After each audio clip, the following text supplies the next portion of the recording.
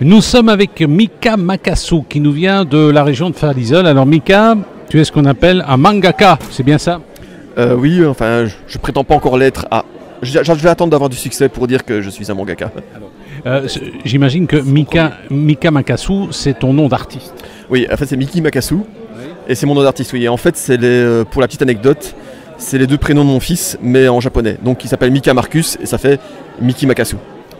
Alors, qu'est-ce que tu as déjà écrit comme manga? En fait, ça c'est le premier, et avant je faisais la BD franco-belge. Ça s'intitule comment? Ça s'appelle Double Me, c'est aux éditions Ankama, et c'est je pourrais classer entre... C'est un shoujo seinen, plus seinen que shoujo, mais voilà.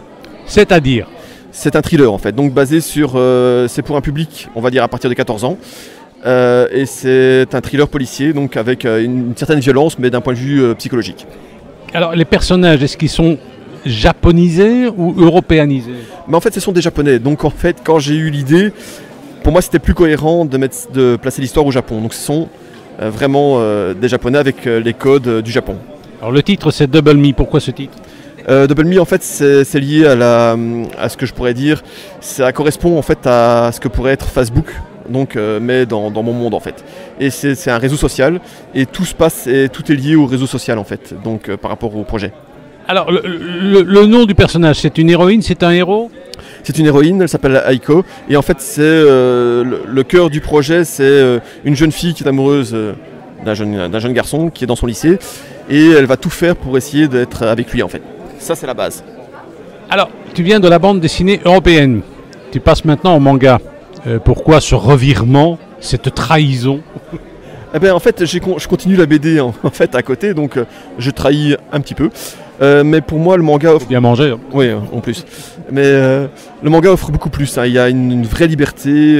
On travaille beaucoup sur l'aspect presque cinématographique de la lecture. Donc on peut se permettre de faire des étendues d'émotions. Donc par exemple, si un personnage est triste, on peut l'étendre sur 3 planches où on voit vraiment la tristesse l'envahir, ce qui est plus difficile dans la BD franco-belge.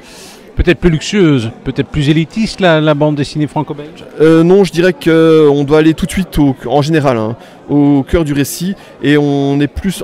pour moi, le ressenti, c'est que pour les mangas, on est acteur vraiment du bouquin, enfin au général de l'histoire, et pour la BD franco-belge, on est plutôt spectateur en fait. Alors, est-ce que tu comptes... C'est le premier que tu viens de sortir. Tu comptes poursuivre dans cette lignée? Là, il y en a 4 qui sont prévus. Donc le tome 2 est déjà écrit, le dessinateur est dessus et je suis en train de travailler le tome 3. Si je peux continuer avec des mangas et s'il y a un succès au bout, oui, ce sera... En fait, tu es scénariste, toi? Voilà, je suis juste scénariste, donc je peux me permettre d'aller vite. Alors, une nouvelle petite... donc je vous rappelle qu'au niveau de la porte à gauche là-bas, vous avez la possibilité de rejoindre l'autre bâtiment. Vous pouvez retrouver tout ce qui est console, jeux vidéo, avec Shiny Gaming notamment. Bientôt organiser un concours. Ça vient vers l'après-midi, donc je reviendrai là-dessus tout à l'heure. En attendant, vous pouvez participer à Tombola là-bas. Vous en avez plusieurs dans le coin avec possibilité de remporter autant des goodies, mais aussi des tours gaming qui sont customisés. En parlant de ça, tout ce qui est console customisée, vous pouvez avoir un atelier qui est disponible quant à lui sur ma droite. Et enfin, je reviendrai tout à l'heure avec des réductions qui nous ont été proposées par les différents exposants. Et également tout ce qui est concours, loterie, etc. Alors, si on se rencontre ici, elle est partie là. Hein. Si on se rencontre ici à cette convention manga, qu'est-ce que tu penses de cette initiative? Ah non, c'est une super idée parce qu'en fait, le nouveau public, la génération actuelle, existe principalement pour ça. Il y a une très très grosse différence avec ce qu'on peut voir à Angoulême et à la Japan Expo à Paris. Il y a un côté presque présent au niveau du manga. Les jeunes sont actifs, ils le vivent au présent. Par contre, la BD franco-belge, il y a un côté, je rentre chez moi, elle va rentrer dans ma bibliothèque, je vais peut-être la lire dans 2-3 semaines. Par contre, le manga, ça se mange. Et tu sens qu'il y a que c'est la génération actuelle qui a besoin d'avoir les choses très vite et d'aller très vite avec et de les manger en fait très rapidement en fait. Est-ce que quand on a lu un manga, on le jette à la poubelle? En fait, je veux dire, Entre guillemets, au Japon, ils pourraient le faire, vu que y a plus, ils fournissent plus, c'est pas une anecdote, enfin c'est une réalité, ils fournissent plus de papier pour le manga que pour les papiers, enfin pour le papier toilette en fait. Donc, sérieux, donc à un moment, s'il y a des grands collectionneurs, mais ça prend beaucoup de place, il faut ou bien avoir une maison immense, ou bien il faut les revendre. C'est un peu comme Marvel finalement, non? Les Américains, on lit la bande dessinée Marvel, puis on la jette à la poubelle.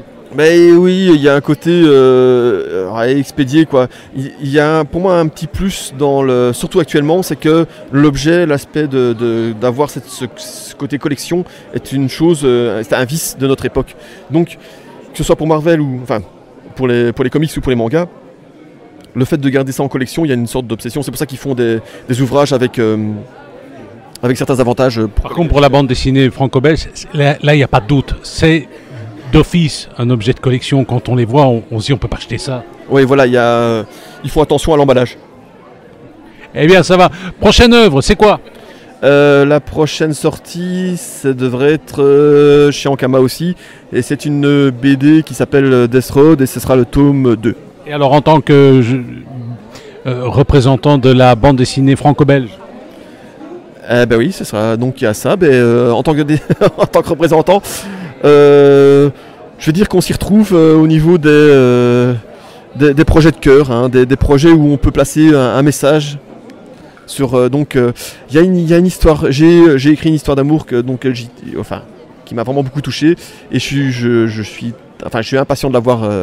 Elle sera chez Dargo et je suis impatient de la voir en BD. Merci.